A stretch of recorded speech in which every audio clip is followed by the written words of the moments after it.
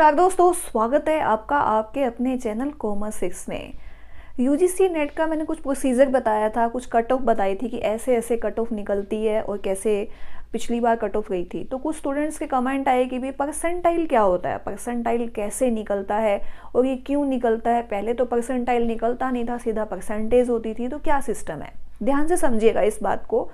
देखिए, पहले क्या होता था कि ऑफलाइन एग्ज़ाम होता था, तो जैसे जो जितना भी नेट का जो एग्ज़ाम जिसने दिया तो सबका जो फर्स्ट पेपर है सभी सेम होते थे। सेकंड पेपर है, पहले तो जैसे 3 पेपर हुआ करते थे, लेकिन अगर हम सेकंड पेपर की बात करते हैं तो सेकंड पेपर सबका अलग अलग था। मान लो किसी का कॉमर्स का है, किसी का मैनेजमेंट का, किसी का इकोनॉमिक्स का, इंग्लिश का, मैथ का, हिंदी का, तो वो अलग अलग है। फर्स्ट पेपर सेम होता था, अब थोड़ा फंडा अलग हो गया। अब क्या है कि अब हम मतलब बात करें तो अब जैसे सब्जेक्ट वाइज अलग अलग पेपर होने लगे। कॉमर्स का अलग डेट पे होता है, हिंदी का अलग, इंग्लिश का अलग, अलग अलग डेट पे होता है। तो फर्स्ट पेपर जो है, फर्स्ट पेपर वो भी अलग होने लग गया। किसी का इजी है, किसी का टफ है। क्यों? क्योंकि अब हर एक का लेवल अलग अलग है। अगर मान लो 10 पेपर बनाए हुए हैं फर्स्ट, मान लो 10 सब्जेक्ट हैं और 10 पेपर अलग अलग बनाए हुए हैं फर्स्ट, तो हो सकता है किसी का लेवल थोड़ा सा हाई हो गया, किसी का टफ हो गया। तो अब मान लो मेरे वाले में इजी पेपर आ गया और सामने वाले के पेपर जो है वो टफ आया फर्स्ट वाला, तो वो कहेंगे भाई आपके नंबर तो ज़्यादा आएंगे, मेरे नंबर तो कम आ जाएंगे। तो इसको कैलकुलेट करने के लिए क्या किया, मान लो अगर हम एक ही सब्जेक्ट के हैं तब तो सेम ही रहेगा। मान लो अगर मैं कॉमर्स की हूँ और मेरे सामने वाला भी कॉमर्स का है, जितने भी मेरे ग्रुप के हैं वो तो सभी के सभी एक ही रहेंगे ना। तो इसलिए इस सबको जो इक्वलिटी जो खत्म करने के लिए परसेंटाइल वाला जो रूल है वो स्टार्ट कर दिया कि परसेंटाइल निकाल ली जाए कि आपका आपके ग्रुप में कौन सा रैंक है, आपका आपके ग्रुप में आप किस लेवल पर हो, कौन से रैंक पे हो। तो वो समझिएगा ध्यान से। देखिए, अगर हम परसेंटाइल की बात करते हैं, जैसे अगर मान लो टॉपर का हम रिजल्ट देखते हैं, टॉपर का है जो नेट क्लियर कर चुका है, तो उसका लगभग 90 से ऊपर जाएगा। 90 से ऊपर क्यों जाएगा? क्योंकि 100 मान लो कैंडिडेट है तो उसमें से 6% सेलेक्ट होंगे। 6% सेलेक्ट होंगे यानी कि 94 से ऊपर का तो रैंक उसका होगा ही, तभी तो वो 6% में आया ना। तो इसीलिए उसका जो रैंक है वो ज़्यादा जाता है। कहते हैं 90% की आपकी परसेंटाइल है, 91 की हाईएस्ट गई तो 91 की तो वो जाएगी, क्योंकि टॉप 90 में तो आएगा ना वो।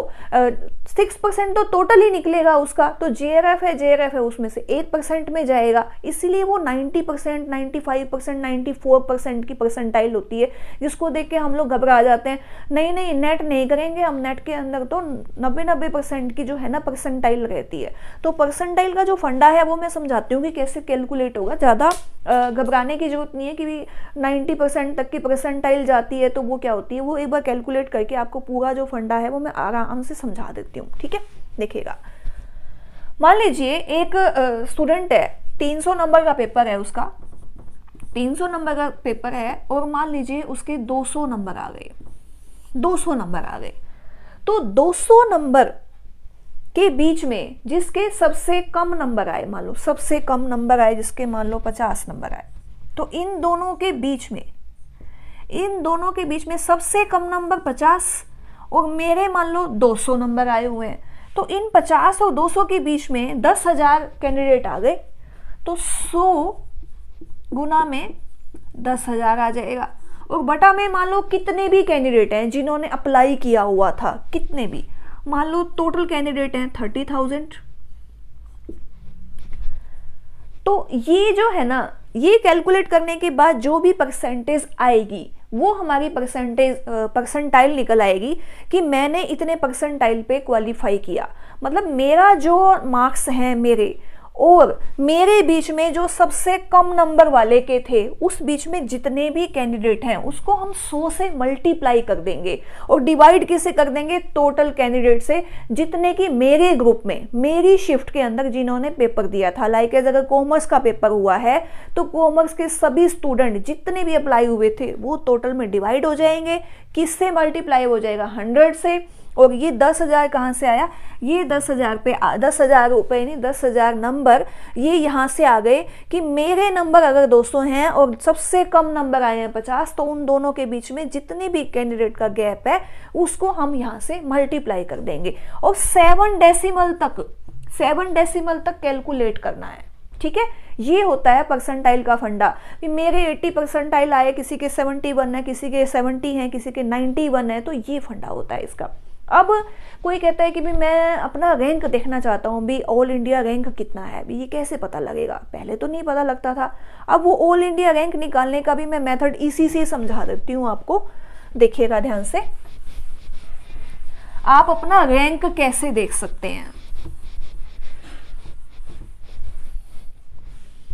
रैंक के लिए मान लीजिए 94.078952 1 2 3 4 5 6 8 ये निकल के आई मान लो परसेंटाइल, और मुझे मेरा रैंक देखना है अब कि मेरी परसेंटाइल तो ये आ गई, अब मैं कौन से रैंक पे हूँ, मतलब मैंने जितने भी स्टूडेंट ने क्वालिफाई किया, जितने भी टोटल स्टूडेंट थे, उसमें से मेरा क्या रैंक है।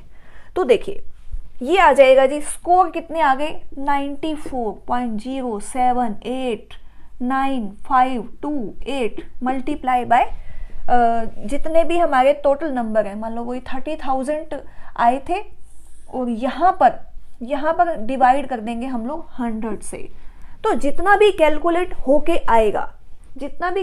होके आएगा उससे मैं इस 30,000 में से लेस कर दूंगी, वो मेरा रैंक आ जाएगा।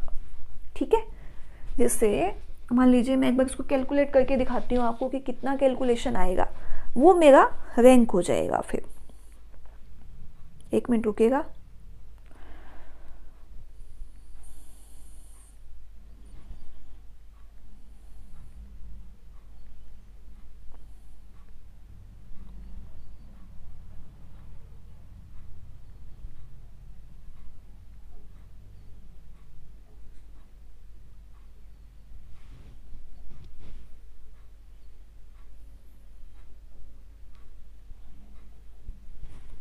इसका आंसर आ गया 28,223।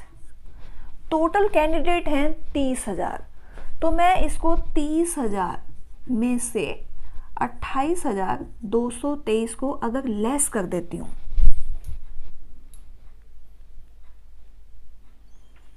तो 1776 रैंक आ जाएगा मेरा, ये रहेगा। ये तो मैंने वैसे एक एग्जाम्पल दिया है, मैंने मेरा रैंक का या मैंने मेरा रिजल्ट नहीं बताया आपको, सिर्फ एक एग्जाम्पल दिया है कि ऐसे इसकी कैलकुलेशन करनी है। ठीक है, ऐसे तो हम अपना रैंक निकाल लेंगे, जो भी आपकी परसेंटाइल दी हुई है आप उसमें से निकाल भी सकते हैं। अगर कोई नेट क्वालिफाई है या जिसका भी जो भी रिजल्ट आया है तो उसमें से देख के टोटल कैंडिडेट के नंबर वो भी बताए हुए होंगे कि टोटल कैंडिडेट कितने अपीयर हुए थे, आपकी परसेंटाइल क्या है, आपने उसको क्या करना है, उसको मल्टीप्लाई करके 100 से डिवाइड कर देना है, और जितने टोटल कैंडिडेट है उसमें से लेस कर देना है, आपका रैंक आ जाएगा। परसेंटाइल के लिए 100 multiply by number of least candidate, जितने भी दोनों के बीच में हैं, डिवाइडेड बाय टोटल कैंडिडेट। इस तरह से आपकी परसेंटाइल निकल आएगी यूजीसी नेट के लिए।